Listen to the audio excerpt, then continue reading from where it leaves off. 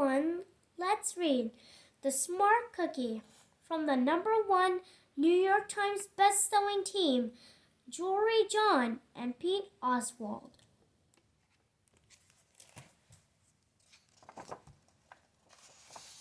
The Smart Cookie from the #1 New York Times best-selling team, Jory John and Pete Oswald. Greetings! I'm a cookie. I live in a bakery on a street corner near a river. Come on in. Welcome to our little community. It's a warm and supportive place to spend some time. Pretty fantastic, eh?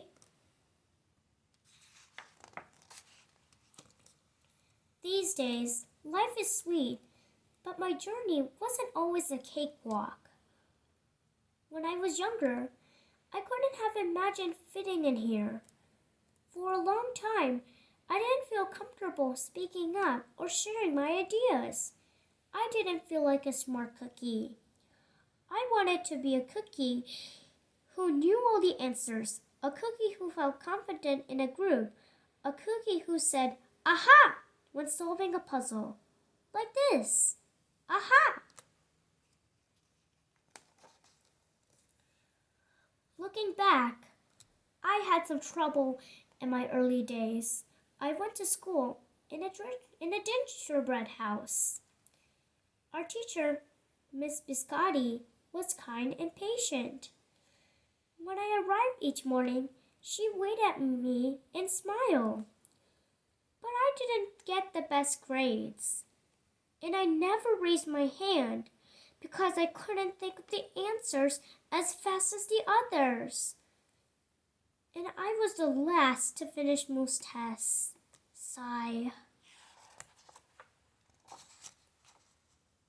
It wasn't because I didn't care.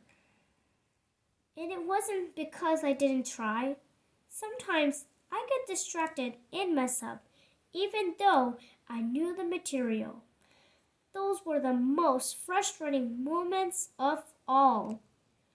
Once I misspelled the word dough. That was rough. Another time I added when I meant to subtract. Occasionally, we'd have a lesson where I had absolutely no idea what was happening. I just couldn't keep up. I imagined that my desk was a raft and that I was completely lost at sea, because that's what it felt like. At night, I slept in a cookie jar. I had about 6 dozen roommates. Move! You move! No, you move! No, you move! No, you move! I'd stay awake and stare out the window and worry, sigh. And it went this way, day after day after day. But then something happened that changed everything. It all started with a homework assignment. Miss Biscotti requested our attention one afternoon. "Tonight, I would like you to create something completely original," she announced. "It can be anything you want. Please bring it to class tomorrow." That was it. There were no further instructions. Miss Biscotti winked at me as I gathered my belongings. I felt like I had a million butterflies in my stomach. Create anything? Something original? Due tomorrow? Gulp. When I got home, I immediately went to work. At first, I tried a cooking project. The results were half-baked. Next, I tried to hammer and nail something. It splintered immediately. Then I tried making a sculpture. It was a complete bust. I wondered if I was about to fail yet another assignment. I was stuck. I stared out the window and watched the rain hit the river. There was something mesmerizing about the water.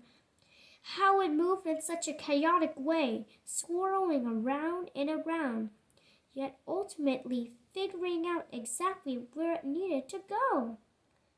Aha! Suddenly, I had an idea. I decided to write something original. A poem. I came up with the title based on how I had been feeling, my crummy days. After that, the rest of it seemed to fall into place. I wrote and I wrote.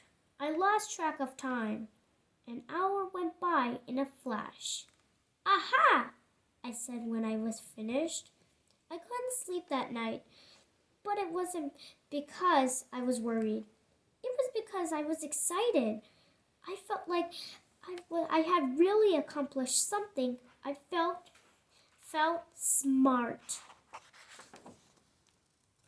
The following day, Miss Biscotti asked for volunteers to share what we created. One kid showed off his original frosting art. Another kid revealed her sprinkle distribution machine. It was neat seeing how everyone was good at such different things. Finally, Miss Biscotti turned to me. Would you like to share anything? She asked. Gulp. I gulped. I thought I'd probably crumble under the pressure. But I made my way to the front of the classroom. I noticed my hands were shaking. My mouth went dry.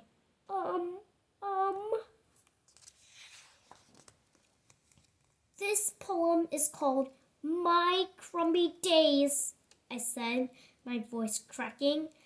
And then I read it aloud. As I spoke, I noticed some kids nodding at certain lines. Other kids laughed at parts that were supposed to be funny. As I built toward the final, I felt myself becoming more confident and animated. And in the end, everybody clapped and cheered. I promise you this, I'll never ever forget it. Miss Biscotti was beaming. No one but you could have written that poem, she said. It was completely original. Aha! I had done it. I created something and shared it with the world. Well, my world, at least. The rest of the day was a blur. By recess, I was already planning my next poem. I would call it My Sweet Morning. Aha! I thought when I came up with the title. Later that afternoon, Miss Biscotti handed me a note. It said that I should keep on writing, no matter what. That meant so much to me. School was a bit different after that. I wasn't so scared to raise my hand or ask a question or share my work. Sure, some things still don't come as easily for me as they do for others. Bonk. But now I know that you can be smart in many different ways. You don't have to have the answers to every question or suddenly be great at everything all at once. You just need a chance to try all kinds of things to find out who you are and what you like to do. As for me, I learned that I can write and I can think up great ideas. And I've found plenty of other things I'm good at too. I no longer feel lost at sea. It's more like floating down a river. And the best part is there's always more to learn because we're all smart cookies. Aha! Aha! Aha!